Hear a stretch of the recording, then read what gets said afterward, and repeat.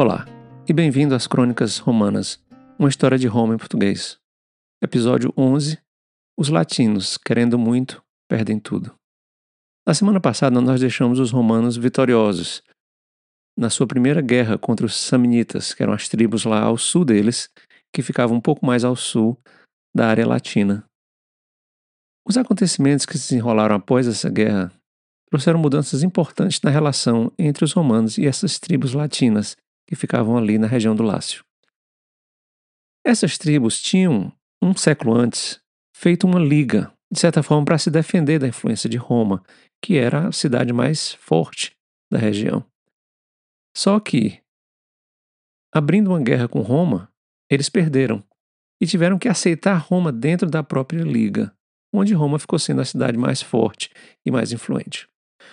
Com o fim da Guerra Samnita, os samnitas, perdendo, assinam um contrato com Roma, um tratado de paz, dizendo que tudo bem, a gente aceita que vocês vão ter a campanha agora, inclusive a cidade de Capua, né, que era o começo daquela guerra.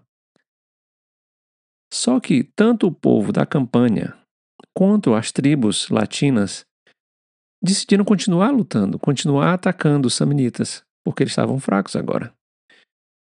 Os samnitas, então, mandam uma delegação a Roma dizendo: olha, a gente fez um pacto de paz com vocês.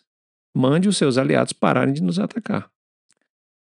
Os romanos dizem o seguinte: olha, os pessoal da campanha a gente vai mandar eles pararem, porque eles agora são romanos, eles são parte de Roma.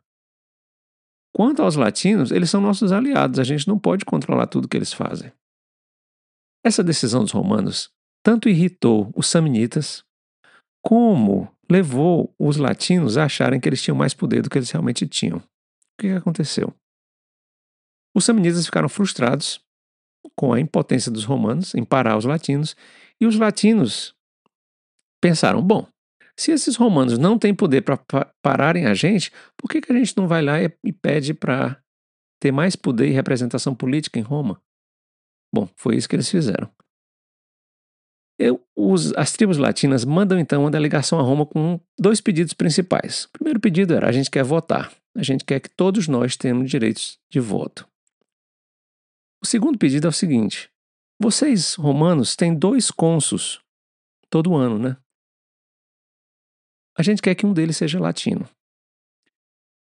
É possível imaginar que nesse momento os senadores romanos acharam que estavam vendo uma piada, né?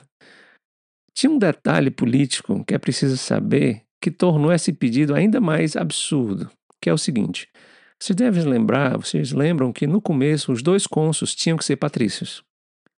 Recentemente, os plebeus tinham feito um pedido, tinham feito mais uma daquelas greves e levaram à decisão de que um dos cônsuls tinha que ser plebeu.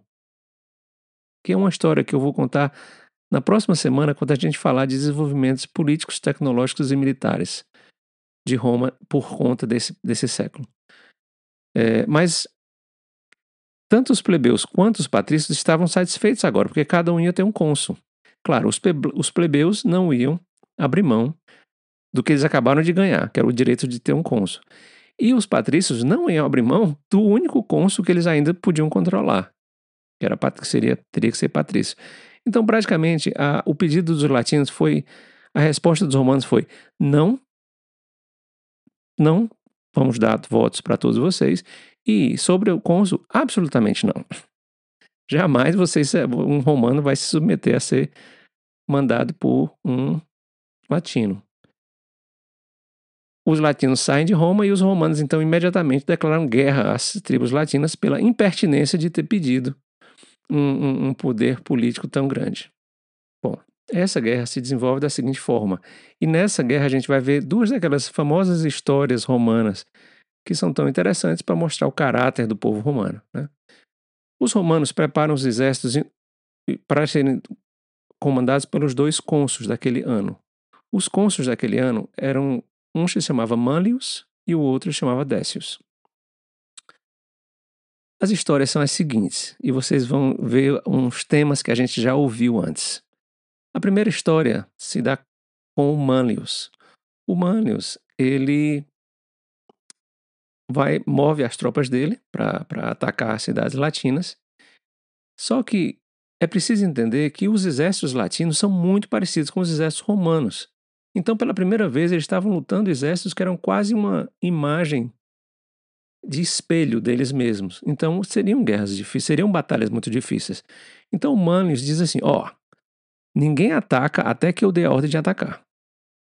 Tá certo? Então, ele mandou essa mensagem para todos os seus centuriões e seus legionários.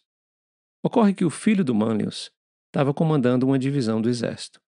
Essa divisão se deparou com um batalhão latino.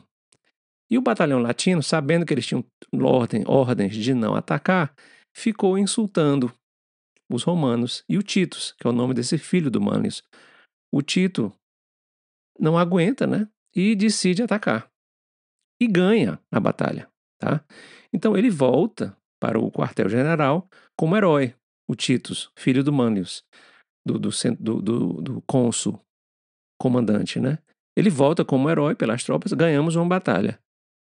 O Manlius fica furioso e diz assim: eu disse que não era para atacar até que eu desse a ordem de ataque.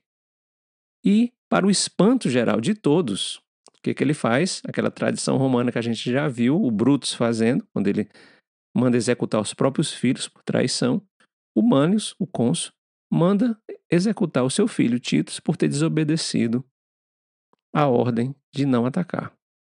Essa história não só relembra a história do Brutus com seus filhos, que ele também mandou executar, mas mostra uma das faces que a gente vai ver próxima semana, quando a gente falar da organização militar romana, o papel importante da disciplina dentro das legiões.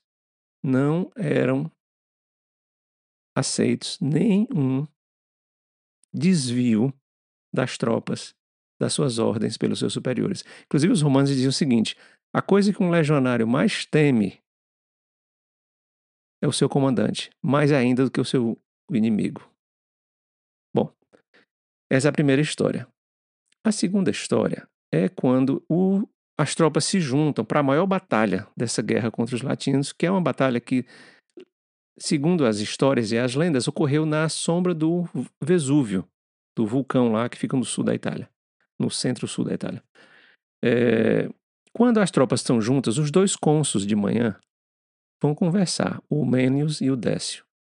E eles dizem, e um conta o sonho que eles tiveram, e eles tiveram o mesmo sonho. O sonho era o seguinte: na próxima batalha, um exército vai perder um líder e o outro exército vai perder a batalha.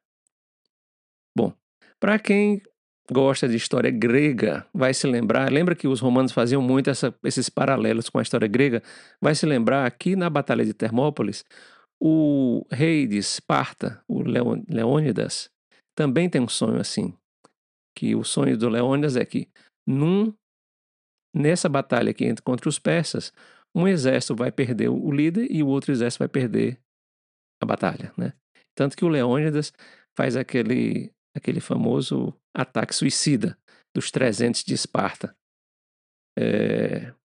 Bom, mas e o que os romanos fizeram?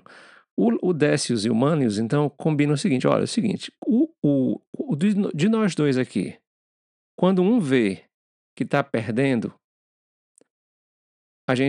um de nós vai vai numa missão suicida contra os inimigos para morrer.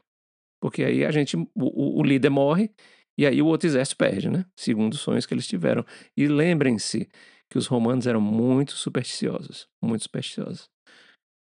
Durante a batalha, o Décius vê que as tropas dele estão perdendo, estão começando a ser rechaçadas pelas tropas latinas. O que ele faz? Ele tira a armadura dele, né? Ele coloca só a toga dele de senador, coloca um véu na sua frente, um véu de mortuório, né? Uma mortalha, e ele vai lá e ataca o inimigo sem a proteção. E os latinos ficam super surpresos de verem aquele comandante, aquele cavalo, com a mortalha, né, atacando as tropas. Ele, segundo as histórias, teria matado vários soldados latinos antes de ser morto, né, durante a batalha. E, obviamente, o Mênius, que estava observando isso de longe, segura as tropas dele e ataca com os veteranos no momento em que as tropas latinas já estão mais fracas e acabaram, né, tendo acabado de matar um cônsul romano. e ganha a batalha, né? Essa batalha termina a Guerra Latina. E a Guerra Latina causa uma reorganização da Liga Latina no seguinte sentido: Roma aceita, diz, olha, acabou essa história de Liga Latina, agora vocês são cidades vassalas de Roma, ponto final. E as cidades vassalas vão ser divididas em 3 tipos. As que nunca guerrearam contra a gente vão receber o voto, né? As que não guerrearam, ficaram mais ou menos no muro, em cima do muro, vão ficar, vão fazer parte de Roma agora, da nossa área, e as que guerrearam diretamente contra nós vão ser destruídas e as pessoas vão se virar escravos. E assim acaba a Liga Latina. Só um detalhe, no momentos finais dessa guerra de Roma contra os latinos, obviamente, quem foi o aliado de Roma? Os samnitas, né? Aquela velha história de que o inimigo do meu inimigo é meu amigo. Os samnitas entraram na guerra do lado dos romanos para atacar os latinos. Bom, assim acaba a Liga Latina. Assim Roma se impõe como a cidade dominante daquela área central da Itália e, obviamente, o grande inimigo que fica ainda são os samnitas, que a gente vai ver que ainda vão ter 2 grandes guerras entre Roma e os samnitas, a Segunda e a Terceira Guerra Samnitas, que são guerras gigantescas e muito importantes para a consolidação do poder romano sobre toda a Península Itálica. Isso a gente vai ver daqui a 2 episódios, porque no próximo episódio nós vamos falar da evolução militar romana que acontece nesse século, porque Roma estava enfrentando um inimigo, os samnitas, que pela primeira vez trouxeram um desafio que as falanges romanas não eram capazes de se defender propriamente. E por conta disso, os romanos mudaram da falange para o seu próximo modo de lutar. E esse modo foi que foi responsável pela conquista de todo o Mediterrâneo nos próximos 300 anos. A gente se encontra.